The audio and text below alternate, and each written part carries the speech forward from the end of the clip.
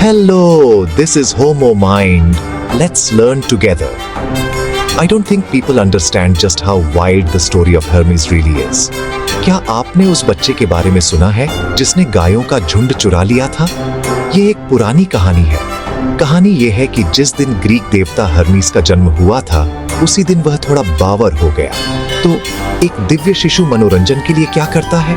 वह अपने पालने से बाहर निकलता है, अपने बड़े भाई अपोलो की सबसे अच्छी गायों को ढूंढता है और तय करता है कि वे कहीं और ज्यादा अच्छी लगेंगी। लेकिन वह क्लेवर था। उसने गायों को पीछे की ओर चलाया ताकि उनके पैरों के निशान कंफ्यूज हो जाएं। फिर उसने एक कछुए के खोल से एक लायर बनाया और एक धुन बजाना शुरू कर दिया। जब अपोलो आखिरकार उसे ढूंढता है तो हर्मीस बस अपनी मासूम बेबी आईज झपकाता है और इतना सुंदर गाना बजाता है कि उसका भाई चोरी हुई गायों के बारे में सब कुछ भूल जाता है। वह मेरे दोस्तों एक ट्रिकस्टर है। ये छोटी सी कहानी सिर्फ कोई पुरानी मैथ नहीं है जिसे आप एग्जाम के बाद भूल जाते हैं। ये एक ऐसे कैरेक्टर की परफेक्ट तस्वीर है जो हर जगह दिखाई देता है। एक शरारती शक्ति जो चीजों को उल्टा पुल्टा करना पसंद करती है सिर्फ ये देखने के लिए कि क्या होता है। ट्रिकस्टर पूरी तरह से ईविल नहीं है, आप देखते हैं। वह दुनिया पर राज करने वाला विलन नहीं है। नहीं, उसका गेम कहीं ज्यादा सटल है। वह क्रॉस रोड्स, मैसेजेस, चोरों और व्यापारियों का देवता है। वह ग्रे एरियाज में रहता है, उन इन बिटवीन जगहों में जहां रूल्स थोड़े ब्लरी हो जाते हैं। वह कॉस्मिक कॉमेडियन है जो आपके नीचे से रग खींच लेता है, हमेशा मैलिस से नहीं, बल्कि कभी कभी सिर्फ आपको यह याद दिलाने के लिए कि फ्लोर को इतनी सीरियसली न लें। यह कैरेक्टर हर कल्चर में दिखाई देता है। वेस्ट अफ्रीका में आपको अनांसी द स्पाइडर मिलेगा जो बड़े जीवों को मात देने के लिए वेब्स बुनने के साथ साथ कहानियां भी बुनता है। नेटिव अमेरिकन कहानियां कोयोटी के एडवेंचर्स से भरी हैं, जिसकी स्कीम्स कभी कभी इंसानियत को आग देती हैं और कभी कभी बस उसे कीचड़ में सना हुआ छोड़ देती है। ये फिगर्स सिर्फ हंसी मजाक के लिए नहीं है, वे एक तरह से टीचर्स हैं। वे हमें सिखाते हैं कि दुनिया अनप्रेडिक्टेबल है। वे हमें दिखाते हैं कि कभी कभी क्लेवर छोटा आदमी बड़े पावरफुल वाले को मात दे सकता है। वे केओस के चैंपियंस हैं, एक ऐसी दुनिया में जो अपनी पूरी कोशिश करती है ऑर्डरली रहने की। और क्या एक अच्छा जोक यही नहीं करता? वह आपकी उम्मीदों को लेता है और उसे थोड़ा ट्विस्ट देता है। ये एक पल के लिए रियलिटी को मोड़ देता है। पंचलाइन प्रेडिक्टेबल के खिलाफ एक छोटा डिलाइटफुल रिबेलियन है। ट्रिकस्टर पंचलाइंस का पेट्रन सेंट है। वह है जो एक राइटर के कान में एक सिली आइडिया फुसफुसाता है या कॉमेडियन को जोक के लिए परफेक्ट अनएक्सपेक्टेड टैग देता है। यही कारण है कि एक परफेक्टली प्लान्ड दिन हिलेरियसली रॉन्ग हो सकता है और एक ऐसी कहानी में खत्म हो सकता है जिसे आप सालों तक सुनाएंगे। वह अब्सर्डिटी की डिवाइन स्पार्क है, केओस का वह छोटा सा हिस्सा जो जिंदगी को इंटरेस्टिंग बनाता है। उसके बिना कहानियां बोरिंग होंगी और ऑनेस्टली कहा जाए तो हम भी। अब ये वो जगह है जहां बात पर्सनल हो जाती है।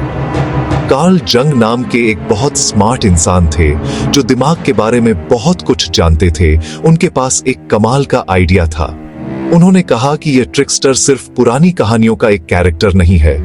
उन्होंने कहा कि हर्मीस या कोयोट या आप जो भी कहना चाहें, उसका एक छोटा सा हिस्सा हम सभी के अंदर रहता है। जुंग ने हमारे अनकॉन्शियस माइंड के इस हिस्से को शैडो कहा और ट्रिकस्टर इसके सबसे फेमस निवासियों में से एक है। वो छोटी सी आवाज है जो आपको एक ऐसे दरवाजे को धक्का देने के लिए कहती है जिस पर साफ साफ पुल लिखा होता है। यह वो अंदरूनी इच्छा है जो आपको एक बहुत बहुत इंपॉर्टेंट मोमेंट पर गलत नाम बता देती है। वो हमारा अंदरूनी प्रैंकस्टर है। इसके बारे में सोचिए, क्या आप कभी एकदम सीधी सड़क पर गिरे हैं या अपने बॉस को अपने बॉस के बारे में शिकायत वाला मैसेज भेज दिया है? यह ट्रिकस्टर का काम है। वो आपकी लाइफ बर्बाद करने की कोशिश नहीं कर रहा है, सच में नहीं। वो बस चीजों को हिला रहा है। यह आपका वो हिस्सा है जो रूटीन और प्रेडिक्टेबिलिटी से बोर हो जाता है। परफेक्ट जिम्मेदार एडल्ट बनने की हमारी कोशिश में हम इस बंदे को बंद करने की कोशिश करते हैं। हम उसे चुप रहने, अच्छे से बिहेव करने, रूल्स फॉलो करने को कहते हैं। लेकिन ट्रिकस्टर को बंद रहना पसंद नहीं है। आप उसे जितना इग्नोर करेंगे वो उतना ही लाउड और डिस्टर्बिंग होता जाएगा, जब तक कि वो सबसे गलत तरीके से बाहर न निकल जाए। यह अंदरूनी ट्रिक्स्टर ही वजह है कि हम कभी कभी बिना मतलब के झूठ बोल देते हैं, या हमारी जुबान फिसल जाती है और हम एक ऐसी ट्रूथ चाई बता देते हैं जिसे हम छुपाने की कोशिश कर रहे थे। इसे फ्रॉइडियन स्लिप कहते हैं, लेकिन मैं इसे ट्रिक्स्टर ट्रिप अप मानता हूँ। ऐसा लगता है जैसे हमारे दिमाग का एक हिस्सा कॉन्शियस समझदार हिस्से पर एक प्रैक्टिकल जोक कर रहा है जो सब कुछ चलाता है। वह अनचाहे नतीजों का मास्टर है। आप पोलाइट होने के लिए एक छोटा सा सफेद झूठ बोलने की कोशिश करते हैं और अचानक वह एक बड़े कॉम्प्लिकेटेड झूठ में बदल जाता है जिसे बनाए रखने के लिए एक फ्लोचार्ट की जरूरत होती है। वो है मर्क्यूरियस जो आपके मजे ले रहा है। तो हमारा यह हिस्सा एक दोधारी तलवार है। एक तरफ ये हमारी स्पॉन्टेनिटी, हमारे ह्यूमर और हमारी क्रिएटिविटी का सोर्स है। ये वो चिंगारी है जो हमें लीक से हटकर सोचने और प्रॉब्लम्स के स्मार्ट सॉल्यूशन ढूंढने में मदद करती है। लेकिन दूसरी तरफ यह अराजकता का एजेंट है। यही वजह है कि हम शर्मनाक गलतियां करते हैं, गलत समझे जाते हैं या अपने ही धोखे में फंस जाते हैं। यह हमारा वो हिस्सा है जो एक आउटकास्ट, एक अजीबोगरीब इंसान जैसा महसूस करता है, वो जो बस फिट नहीं बैठता। ट्रिक्स्टर एक साथ क्लास क्लाउन और कोने में बैठा अकेला बच्चा दोनों है, सब एक कॉम्प्लिकेटेड पैकेज में। एक बार जब आपको पता चल जाता है कि क्या देखना है, तो आपको हर जगह ट्रिक्स्टर दिखने लगता है। हॉलीवुड को ये किरदार बहुत पसंद है। पायरेट्स ऑफ द कैरिबियन में कैप्टन जैक स्पैरो के बारे में सोचो। क्या वह हीरो है? क्या वह विलन है? जवाब है यस। वह एक चार्मिंग, मॉरली एम्बिगुअस बदमाश है जो अपने ही अजीब लॉजिक पर काम करता है। अक्सर कैओटिक मिसहैप्स की एक सीरीज के जरिए सक्सेस हासिल कर लेता है। वह झूठ बोलता है, धोखा देता है, अजीब तरीके से भागता है, फिर भी आप उसे सपोर्ट किए बिना नहीं रह पाते। वह उस ट्रिक्स्टर एनर्जी को पूरी तरह से दिखाता है। वह पावरफुल लोगों की प्लान्स को डिसरप्ट करता है और उनकी अब्सर्डिटी को उजागर करता है। ये सब अपनी सेल्फिश और अक्सर सिली डिजायरों का पीछा करते हुए करता है। ये सिर्फ बड़ी बजट वाली फिल्मों में ही नहीं होता। ट्रिक्स्टर कॉमेडी का एक स्टेपल है। बग्स बनी जैसे कैरेक्टर्स को देखो, वह अल्टीमेट ट्रिक्स्टर है। एल्मर फड या योसेमिटी सैम को ब्रूट फोर्स से नहीं, बल्कि विट, डिस्गाइजेस और हेल्थी डोज ऑफ सार्काज्म से लगातार मात देता रहता है। वह फिजिक्स और लॉजिक के नियमों को अपने हिसाब से मोड़ देता है, जिसका मकसद आमतौर पर सिर्फ शांति, सुकून और एक गाजर होता है। वह अपने विरोधियों की फूलिशनेस को, उनकी अपनी अग्रेशन और सीरियसनेस को उनके खिलाफ इस्तेमाल करके उजागर करता है। वह एक रिमाइंडर है कि कभी-कभी सबसे पावरफुल हथियार एक क्लेवर माइंड होता है और खुद को ज्यादा सीरियसली न लेना होता है। What's up dog? एक क्लासिक ट्रिक्स्टर क्वेश्चन। लेकिन ट्रिक्स्टर हमेशा इतना फनी नहीं होता। कभी-कभी वह डार्कर, ज्यादा अनसेटलिंग तरीकों से सामने आता है। बैटमैन कॉमिक्स में जोकर के बारे में सोचो। वह ट्रिक्स्टर आर्केटाइप है जिसमें से सारा चार्म और वार्मथ हटा दिया गया है। केओस का एक प्योर एजेंट जो यह साबित करना चाहता है कि लाइफ एक बड़ा मीनिंगलेस जोक है। वह प्रैंक्स और गैग्स का इस्तेमाल हंसी के लिए नहीं, बल्कि एनर्की और डिस्पेयर पैदा करने के लिए करता है।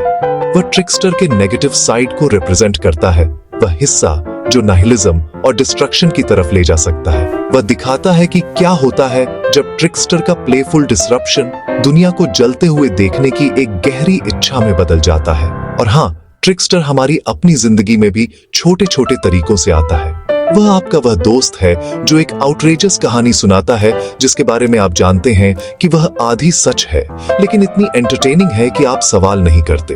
वह अचानक होने वाला इनएक्सप्लिकेबल कंप्यूटर ग्लिच है जो डेडलाइन से ठीक पहले आपका काम डिलीट कर देता है। वह स्ट्रेंज कोइंसिडेंस है जो ऐसा लगता है जैसे यूनिवर्स आपके साथ थोड़ा खेल खेल रहा है।